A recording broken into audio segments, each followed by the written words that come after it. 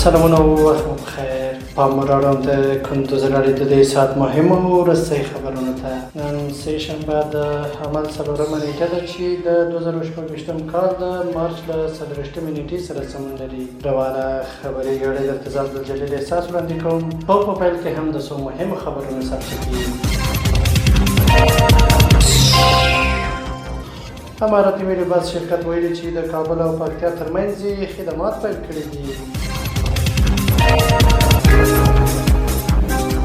د افغانۍ ارزښت د ډالرو پر وړاندې نږدې 10 سلنه لوړ شوی.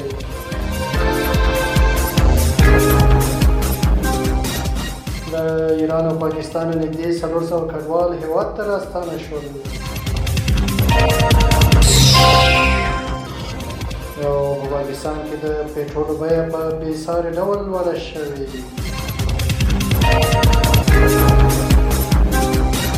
اوس هم بشپړ خبرونه. اماراتي ملي بس شرکت ویلي چې د کابل او پکتیا ترمنځ خدمات پیل کړي دي. د یاد شرکت مسؤلین وایي د ګامې د ولسونو لپاره د ارزانه، خوندي او با کیفیته ترانسپورتي خدمتونو د وړاندې کولو په موخه اخیستی دی. تمه ده چې پر دې لاره د ملي بس له فعالیت سره په مسافرینو ته د سفر اسانتیاوې ډېرې او د دواړو ولایتونو ترمنځ تګ او راتګ خوندي او ګړندی شي.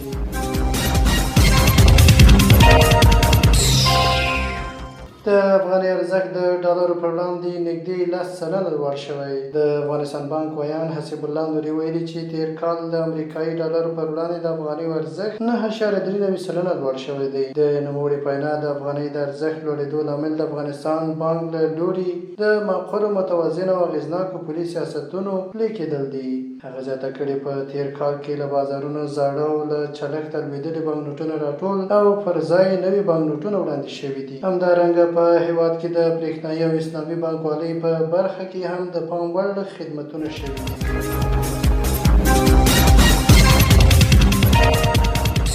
له ایران او پاکستان نږدې 400 کډوال هېواد ته راستانه شول. د کډوالو ستونزو ته د رسېدنې عالي کمیسیون د راپور له مخې په تېرو 4 ورځو کې له ایران او پاکستان نږدې 400 کډوال هېواد ته راستانه شوي دي. د یاد کمیسیون په وینا یوازې تېره ورځ له دغه هېوادونو څخه 112 کورنۍ چې 393 کسان کېږي افغانستان ته ستنې شوي دي. دغه کډوال د هرات، اسلام قلعه، د نیمروز ورېښمو پله، د هلمند بهرامچي، د کندهار سپین بولدک او د ننګرهار تورخم له لارو هېواد ته داخل شوي دي. راپور زیاتوي چې له راستنې شوو کورنۍ څخه 20 کورنۍ چې 112 کسان کېږي خپلو سیمو ته لېږدول شوي او له 119 نورو کورنۍ سره بیړنۍ مرستې هم ترسره شوي دي.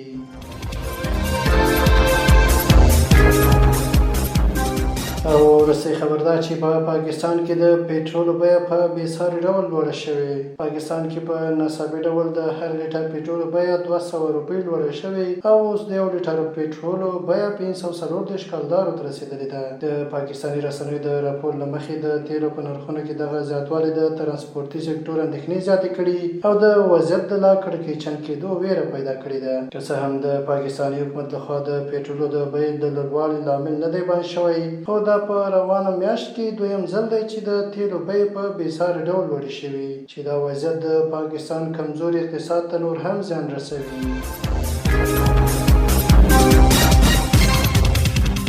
دا د دې مهال مهم او وروستي خبرونه تر بیا ښه وختونه لویه لغمان شه.